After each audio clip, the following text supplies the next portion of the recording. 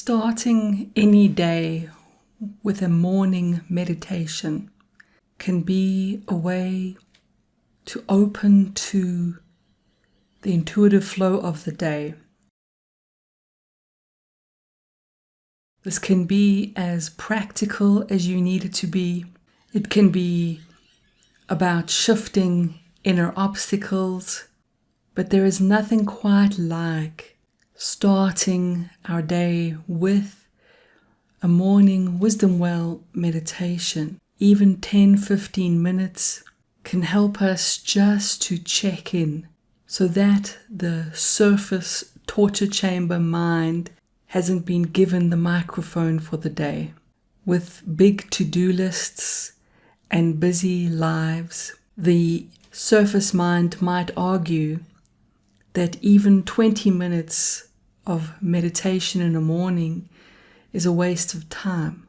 After all, shouldn't we get on with our day? Shouldn't we get busy? There's so much to do. Slowing down, giving ourselves the space and the silence to send that bucket into our wisdom well, to tune in to our to-do list and actually get an intuitive sense of where it is natural to flow in that day, increases productivity, focus, and helps us to really bring the highest expression of who we are to every task. So what does this possibly look like? A morning meditation. The Wisdom Well Way meditation method comprises 4 components or 4 steps. And these are not meant to be rigid structures so much as focus areas that follow very naturally and very intentionally. So you imagine that you are digging your wisdom well. In order to dig a well, we've got to be prepared to get our hands a bit dirty, right? Get some dirt under our fingernails. It's really, really helpful to start your morning meditation just by acknowledging whatever is showing up. And what we mean by that, emotions, thoughts, you don't have to quieten your mind. You don't have to ignore emotions that are flattering or that are arising in the heart. You spend a few minutes being what we call raw and real, which is just honest. Of course, if you look inside and you notice there is just light emotions, a very expanded state, perhaps curiosity or excitement, then that's what you acknowledge and give space for. But if there is some kind of tension, if there is any kind of anxiety, fear, doubt, concern, perhaps a feeling of burden because of the quantity of work that you're facing or a decision that needs to be made, whatever it is that you are facing in your morning, you acknowledge it, and it helps to journal for just 5 to 10 minutes as you dig your well. Then you're going to create your bucket, and that's ask. So dig and then ask. And in the asking, we are forming an intention and a question. Now, why this is so important is because attention determines what we're tuned into. Attention is prior to the senses. You can put attention on seeing, on hearing, on tasting, on smelling, on touching. Attention is prior to the senses. And intention is the conductor. It is that which sends attention to wherever we have decided. Now, if we don't consciously work with this, it's unconscious. In our day, the loudest thing hijacks attention, doesn't it? The loudest fear, the loudest doubt, the most demanding thing in our external environment, which means that the radio stations we're tuned into are determined not by our conscious choice. So if your attention is grabbed by fear, you're living on Fear FM. even collective emotions can actually pull attention this way. So when we create our bucket, we are consciously using intention, which is just a sincere inner decision. It's deciding, for example, that we want to send our bucket deeper than the surface mind. We want to send attention deeper than the surface mind, otherwise we're going to be dragging that bucket through the sand, aren't we? So we set our intention. What is it that I want to know right now? Now, you might have a topic in mind, like my to-do list is overwhelming, where do I start? Or you might not have a topic and you might just decide, I'm going to just set my intention to open to whatever deeper wisdom wants to show up today in my morning meditation. You set your intention and then you move to step number 3.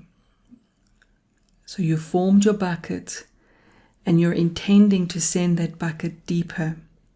That intention already guides your attention.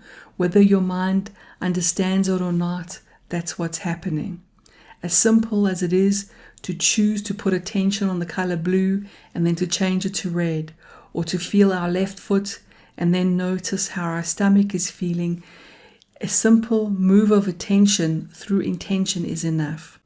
Step 3 of the Wisdom Well way for our morning meditation is now shifting, leaving the surface mind and sending that bucket into the depths of the well where our water, where the wisdom is always waiting. My favorite question and intention to ask to facilitate the shift from surface to depth is, what is the deeper truth?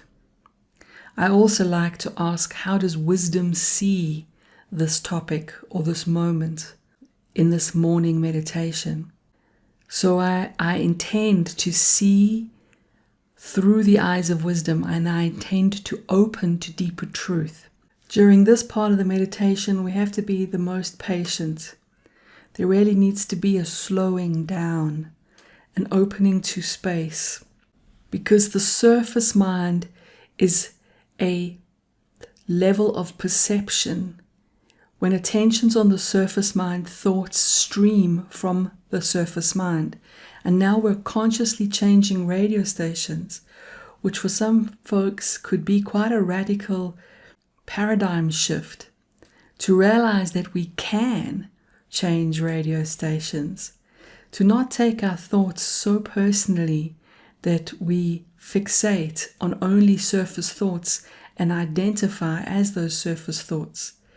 Here we're including a mindfulness approach to really become the witness of our own thoughts, so that you realize that as the witness of your thoughts and feelings, you can actually send the bucket somewhere else. You can take a walk round the mountain to have a different point of view. So here we are setting an intention and asking questions like, what is the deeper truth? And then it also really helps to use somatic sensing, which is the body. There's something about doing what we call ABCs, putting your attention in the body, in the center, by actually moving attention to the body, perhaps using the breath as a way to anchor the movement of attention to the body, where you just spend a minute or so noticing the breath and really just feeling, being curious and feeling into the breath.